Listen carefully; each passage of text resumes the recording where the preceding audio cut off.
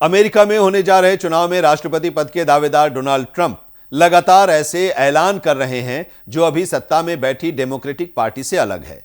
हाल ही में उन्होंने कहा कि अगर वे जीते तो देश में अवैध घुसपैठ पर रोक लगा देंगे। ये वो वादा है जो अमेरिकियों को लुभा सकता है और यही वजह है कि पोल्स भी अभी से ट्रंप के पक्ष में माहौल दिखाने लगे।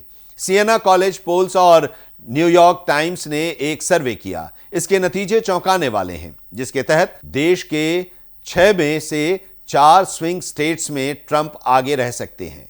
यहां हम बता दें कि स्विंग स्टेट वो राज्य हैं जहां रिपब्लिकन और डेमोक्रेटिक उम्मीदवारों को समान सपोर्ट मिलता रहा है। सर्वे में ट्रंप भारी पड़ते दिख रहे हैं।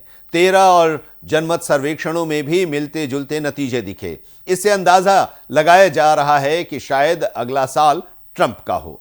ट्रंप वादे कर रहे हैं कि अगर सत्ता दोबारा उन्हें मिली तो अवैध अप्रवासियों के खिलाफ जीरो टॉलरेंस की नीति अपनाई जाएगी। ट्रंप वॉल पर आगे काम होगा ताकि लोग घुसपैठ न कर सकें। टेररिज्म को कम करने के लिए सारे जरूरी कदम तुरंत उठाए जाएंगे। मुस्लिम बहुल देशों के लिए खास तरह का ट्रैवल बैन लागू होगा। रिपब्लिकन पार्टी के दावेदार ट्रंप के खिलाफ डेमोक्रेटिक उम्मीदवार ही नहीं बल्कि मानवाधिकार पर काम करने वाली संस्थाएं भी उतर आई हैं। वे हवाला दे रही हैं कि ट्रंप के ट्रैवल बैन की वजह से मुस्लिम स्टूडेंट्स और परिवारों का भारी नुकसान हुआ। घुसपैठियों को लेकर भी कहा जा रहा है कि पहले के कार्यकाल में ट्रंप की पॉलिसी के चलते परिवार अलग हो गए। अवैध तौर पर आने वाले को ट्रंप ने जेल में डाल दिया था जब तक कि उन पर आरोप साबित न हो जाएं। इसके बाद यह हुआ कि अमेरिका पहुंचने वालों की संख्या कम भी हुई थी।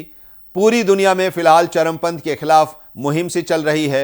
सुपर पावर अमेरिका इससे कुछ हद तक दूर है और इसकी एक वजह डेमोक्रेट्स की मौजूदगी है। लेकिन माना जा रहा है कि ट्रंप अगर दोबारा चुने गए तो अमेरिका भी दक्षिणपंथी विचारधारा को पोसने लगेगा। ट्रंप फिलहाल जो वादे कर रहे हैं उसमें से तो कई इसी तरफ इशारा करते हैं। घुसपैठियों की शरणगाह बन चुका अमेरिका तब कठोर नियम बना सकता है।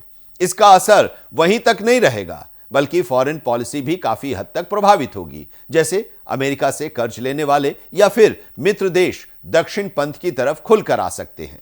अमेरिका में राष्ट्रपति के पास काफी ताकत होती है, लेकिन फॉरेन पॉलिसी के लिए यह भी सीनेट के अप्रूवल पर निर्भर होता है और कयास ये लगाए जा रहे हैं कि ट्रंप सबसे पहले स्ट्रक्चर में बदलाव करते हुए अपने लोग ला सकते हैं। ग्लोबल संस्थाओं में भी बड़ा बदलाव हो सकता है। पिछले कार्यकाल में ट्रंप ने कई ग्लोबल डील्स को कमजोर करने की कोशिश की थी, जैसे क्लाइमेट चेंज पर Paris agreement, make America great again के तहत उन्होंने जलवायु परिवर्तन से खुद को दूर कर लिया ताकि हर तरह से व्यापारिक गोल पाया जा सके। एक और बड़ा वादा ट्रंप की तरफ से किया जा रहा है। उनका दावा है कि अगर वे सत्ता में आए तो रूस यूक्रेन युद्ध को 24 घंटों के भीतर खत्म कर देंगे। हो सकता है कि यह समय सीमा थोड़ी ज्यादती हो, लेकिन ट्रंप जिस तरह से खुद को पीस कैंडिडेट की तरह दिखाते रहे, बहुत संभव है कि वे युद्ध रोकने में मध्यस्थता करें। फिलहाल इजराइल और हमास की लड़ाई में पड़ोसी देशों के भी चरमपंथी गुट शामिल हो रहे हैं। ट्रंप इजराइल की मदद करते हैं। अगर युद्ध जारी रहा तो देखना होगा कि ट्रंप इसमें क्या रोल अदा करते हैं।